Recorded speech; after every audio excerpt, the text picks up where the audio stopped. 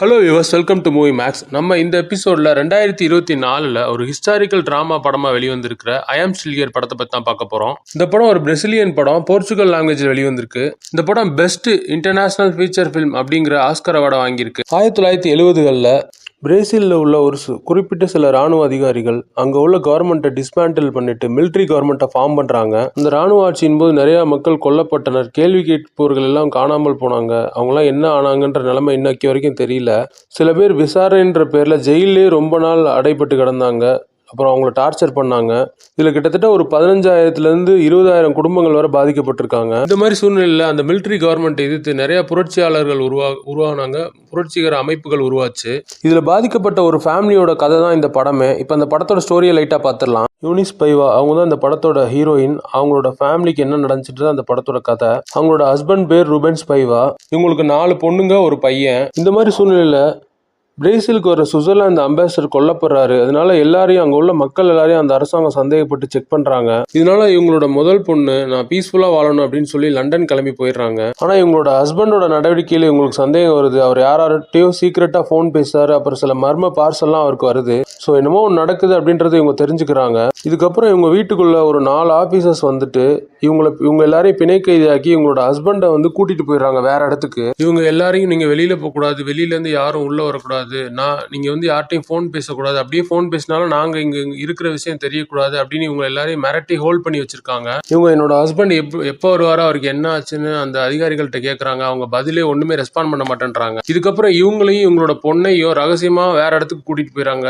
இவங்களோட தலையை ஃபுல்லா கவர் பண்ணி கூட்டிட்டு போறாங்க. இவங்களுக்கு எங்க போறோன்றதே தெரியல. அங்க போய் இவங்க 3 பேரையும் தனித்தனி அறைகளை வச்சு விசாரிக்கிறாங்க. இவங்கள்ட்ட அவங்களோட கணவரை பத்தி சொல்லுங்க, அவர் யார்கிட்டலாம் ஃபோன் கால் பேசினாரு, அவரோட யாராரு ஃப்ரெண்ட்ஷிப்லாம் யார் இருக்காங்க அப்படின்ற டீட்டெயில் சொல்லுங்க, அவரோட ஃப்ரெண்ட்ஸ் யார் அப்படின்னு கேட்குறாங்க. இவங்க தனக்கு தெரிஞ்ச ஒரு சில விஷயத்த சொல்றாங்க.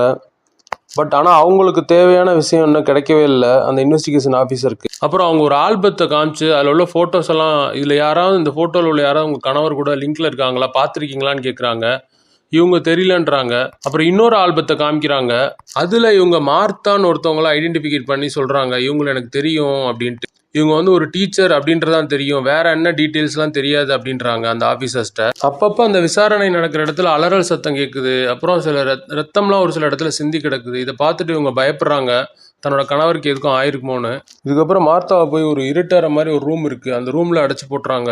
நாட்கள் ஓடிக்கிட்டே இருக்கு. அவங்களுக்கு வெளி உலகத்துல என்ன நடக்குது அப்படின்றே தெரியல. ஒரு மென்மையா அவங்கள டார்ச்சர் பண்றாங்க. தன்னோட கணவருக்கும் மகளுக்கும் என்ன ஆச்சு அப்படிங்கிற ஒரு பதைப்பதைப்போடையே அவங்க ஜெயிலுக்குள்ள இருக்காங்க, என்ன நடக்குன்னு தெரியாமலே. அது எதனால இந்த இன்வெஸ்டிகேஷன்லாம் மார்த்தா அப்படிங்கிற டீச்சர்ட்ட இருந்து இவங்க கணவர் மூலியமா புரட்சியாளர்களுக்கு மெசேஜ் போயிருக்கு. இதுதான் அவங்க கண்டுபிடிக்கிறாங்க.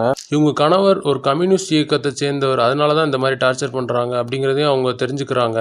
ஆனால் இவங்க சொல்கிறாங்க, என்னோட கணவர் தொழிற்சங்கத்தில் தான் இருக்காரு, கம்யூனிஸ்ட் இயக்கத்துலலாம் இல்லை அப்படின்றாங்க. ஆனால் இதனால தான் இவங்களை ஒரு நாள் டார்ச்சர் பண்ணியிருக்காங்க. இதுக்கப்புறம் மார்த்தா அவங்க பொண்ணு 2 பேரையும் மட்டும் ரிலீஸ் பண்ணி வெளியில் விட்டுறாங்க. வீட்டுக்கு கொண்டு வந்து விட்டுட்டு போயிடுறாங்க. ஆனால் இவங்களோட கணவர் நிலைமை என்னாச்சு அப்படின்றது தெரியல. இவங்க இவங்க கணவர் என்னாச்சு, உயிரோட இருக்காரா இல்லையா அப்படின்னு கூட தெரியாமல் நிம்மதி இல்லாமல் இவங்க கணவரை தேடி அலைகிறாங்க எல்லா இடங்கள்லையும்.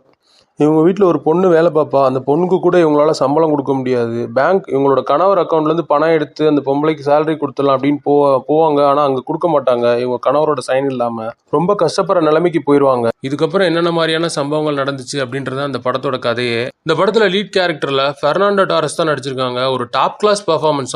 அவங்களோட ஹஸ்பண்டா நடிச்சிருக்க செல்டன் மெலோ அவருமே இந்த கதைக்கு என்ன தேவையோ அந்த பெர்ஃபார்மன்ஸை கொடுத்திருக்காரு. இந்த படம் முடிஞ்ச உடனே அந்த பாதிக்கப்பட்ட ஃபேமிலியோட போட்டோஸ் எல்லாமே போடுறாங்க. இந்த படம் டிராமா தான், ஸ்லோவா தான் போகும். ஸோ அதனால கமர்ஷியல் ஆடியன்ஸ்க்கு எந்த அளவு பிடிக்கும்னு சொல்ல முடியாது. பட் நம்மளை பொறுத்தவரை ஒரு டீசென்டான வாட்ச் தான். இந்த படத்துக்கு எதனால ஆஸ்கர் கொடுத்துருக்காங்கன்னா, அந்த உண்மைக்கு நெருக்கமா போய் படம் பிடிக்கிறதுன்னு இருக்குல்ல, அதனாலதான் அந்த மேக்கிங் காண்டி தான் கொடுத்துருக்காங்க.